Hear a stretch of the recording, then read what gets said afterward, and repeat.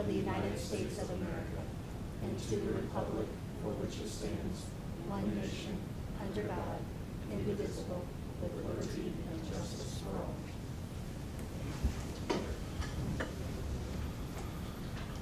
All right, welcome to the first meeting here in 2026 of the Vigo County Oversight Board. First item on the agenda, we have the minutes that were emailed out to the board on December 16th. There's no discussion on those. I'd entertain a motion to approve. I'll make a motion to approve. I'll second. All those in favor? Aye. Minutes approved. All right, next item on the agenda, we just have some open discussion here amongst the board. Mr. Matheny, I think you wanted to open things up here. Yep. Thanks, Mark. I think it's as our first formal meeting after kind of initially organizing. Just wanted to encourage just all the board members.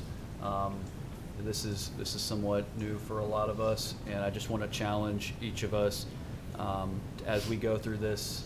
We are an oversight committee, an investigative committee of sorts.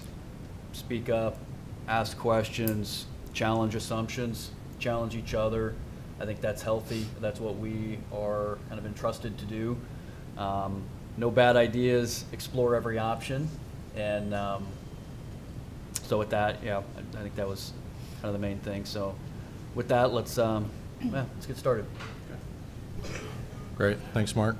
I'll open things up here. The House Bill 1515, when you read that in the legislature, that it required us to elect a president and a treasurer. We have elected a president and a secretary, so I think it's prudent for us to elect a treasurer as well. Obviously the county council approved $100,000 for this board to spend up to and hopefully under. I would think the treasurer's responsibilities would be working with the school corporation. I believe a fund has been established and we need to put a couple signers on that checking account, as well as maybe a monthly kind of finance report, what our engagements are, what we've signed, which we haven't signed anything to date, how much we've spent, kind of those sorts of things. So if you all are in agreement with that, I'll take a nomination for a treasurer. I can nominate Heather Pickens as our treasurer for this Vigo County Oversight Board. Heather, Does Heather accept the assuming nomination? you're willing here? Absolutely. All right. Any, I'll second it. all right, thank you, Jim, for the second. Any discussion? All those in favor say aye. Aye. All right. Jim, would you like to give us an update on your search for a financial consultant to engage with the board? I've requested quotes from Crow Horwath and Policy Analytics. Both indicated, because of the holidays, they are a little behind. Jason O'Neill from Policy Analytics said that he wanted to send us a list of questions. I guess to kind of guide him, tell him what we were after. And I recently got a text from Tim Berry this morning that said they have a draft engagement letter for us, but that it's still in their legal review process. So that's where we're at with that. Yeah, great. Kind of segueing into the next topic here on legal counsel. Talked with a number of firms in town and in Indianapolis. Barnes and Thornburg is very interested in an engagement to represent our committee. The holiday is a terrible time to try and get engagement letters pushed through and approved. But I checked in with Jake German, the partner we'd be potentially engaging with from Barnes and Thornburg this morning. We've cleared conflict of interest check with them. They're very interested. He's well-versed in municipal law, specifically in municipal finance as well. And so he said to expect an engagement letter later today. So I assume tomorrow, hopefully we'll have something to review and discuss the next meeting on Thursday. Jim, may I ask, Tim Berry, is he with Crow or is he from Policy Analytics? He's with Crow. Crow, thank you.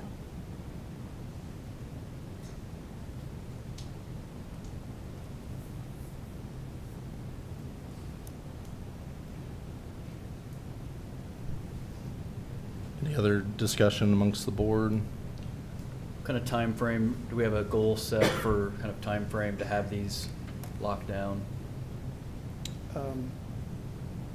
I can get back with them and see if they can give me any idea of how long their processes take. In your experience, I mean, is this a couple week thing, or is this a, I think in my experience, trying to get financial advisors in county government, it's, a couple of weeks to put things together. And then, it's all negotiable if you don't, if their proposal isn't exactly what, we can deal with it, edit it, tell them what we change it this way or that way. Sure. You said Policy Analytics was going to send over a list of questions. They haven't done that yet? No. Okay. So The last I talked to them was Friday. I would say, Mark, based on my experience, if Crow has an engagement letter in legal review, we'll probably get it in the next few days. That's typically pretty quick. Once it's to that point, Policy Analytics hasn't even asked their questions to kind of understand the engagement, then we might be a week or two on that one. But I think we structured things probably appropriately. The school board or the school corporation's going to be the most prepared to present immediately, and for that reason we've put them first, and hopefully we can get the finance side working in the background while we navigate through the school corporation's facility study and stuff.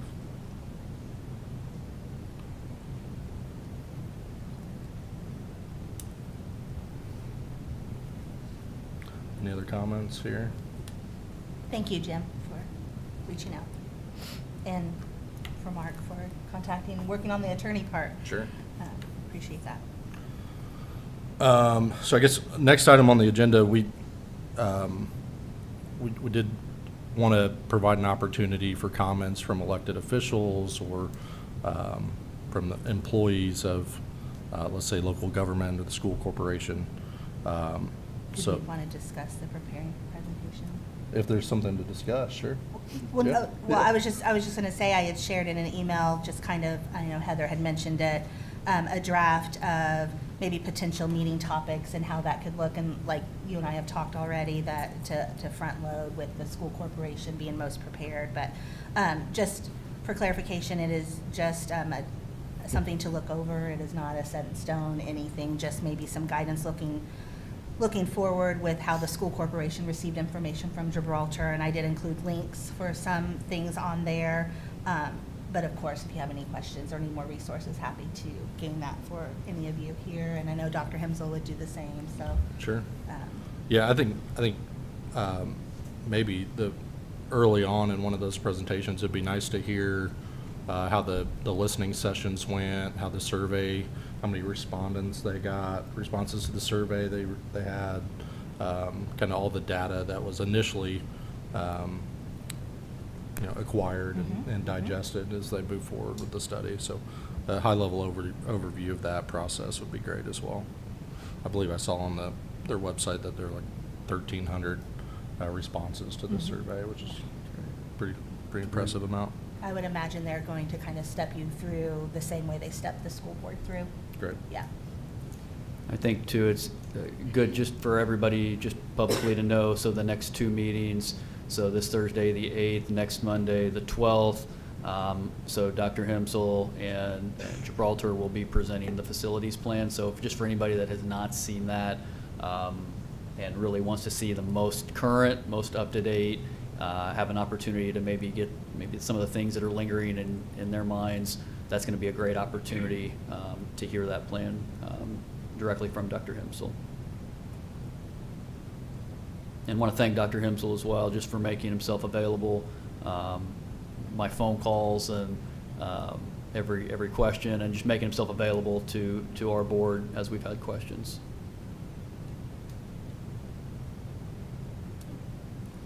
All good there. Great. I move on now. Sorry. No, you're good. All right, do we have any comments from elected officials or school corp officials? Anything to add? Mr. Klinkenbeard, have anything for us?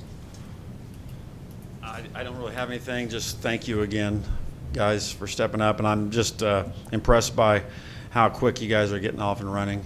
I know I've talked to a lot of you over the last couple of weeks, and really impressed and looking forward to continuing this process down the road. And this will probably be your quickest meeting, I would say. You got a lot of work ahead of you, but thank you again. Yeah, thank you. I think we're expecting this to maybe be the only quick one, so. Next up on the agenda, Mark, we do have, I know there's been some debate whether or not how this board's supposed to operate, and I think we're prepared to open, I think we committed to in the last meeting to cooperating with open door law, those sorts of things. And I think as part of that, it's important to have a public comment policy and allow for public comment at each of our meetings. So, Mark, if you want to step us through what you've prepared there. Yep, absolutely. I think the goal is of having a public comment policy, right? Is we want to walk this line of we want public input. We want to know what you're thinking, but just for time's sake, we have to do it in a very efficient manner. And so we will have attached to each agenda for each meeting on the back page, we will have the public comment policy. I've sent it to the board, each board member, about a week ago. So I would look for a motion to adopt that, approve that, and then I'll just have it attached to each. That way, as comments do come in, there's an orderly approach that we can take to hearing from the public. Is there a motion to, I don't know, Mark, do you have to call that? Do you have to ask for a motion? Sure. I guess I'll call for a motion here on Mark's proposed public comment policy. I move to accept it. I'll second it. Second by Heather. Any discussion? Looks great, Mark. Thank you for putting it together. Mark, All you those in want it- favor? Aye. Aye. You want it read for public record? Sure. Yeah, why not? All right. I'll just go ahead and just go ahead and read it. That way we have it kind of on the record here. Indiana's open door law, 514.1.5, ensures public access to government meetings requiring notice and open sessions, but it does not guarantee a right for citizens to speak. Rather, it allows observation with specific rules for public comment set forth by the local board, who can limit duration and manage any disruptions to maintain order, focusing on transparency while preventing meeting chaos. The Vigo County Oversight Board has adopted the following policy that will apply to all public meetings held by the Oversight Board. So meetings of a governing body must be open for the public to observe and record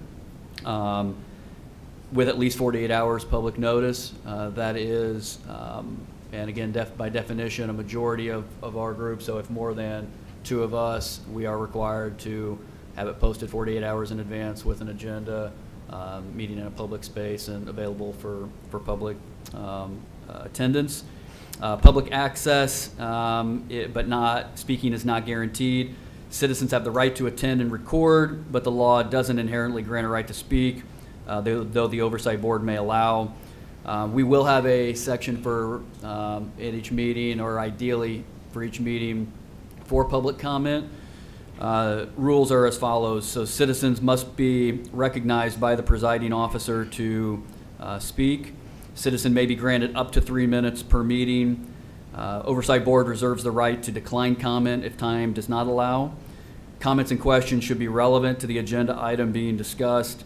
And disruptive or disrespectful behavior, yelling, interruption, et cetera, will lead to a warning first and then potential removal from the meeting to ensure order. Executive sessions, so some meetings can be closed for personnel, litigation, security matters, but still must follow the notice rules and cannot take any final action in those meetings or make any decisions. And transparency, the goal of our public comment policy is to ensure accountability and that citizens know what's happening with our board at all times. Very good. Thank you for that, Mark. It was on the agenda, assuming that we would adopt that policy. So I guess at this time, we'd entertain any comments from the public.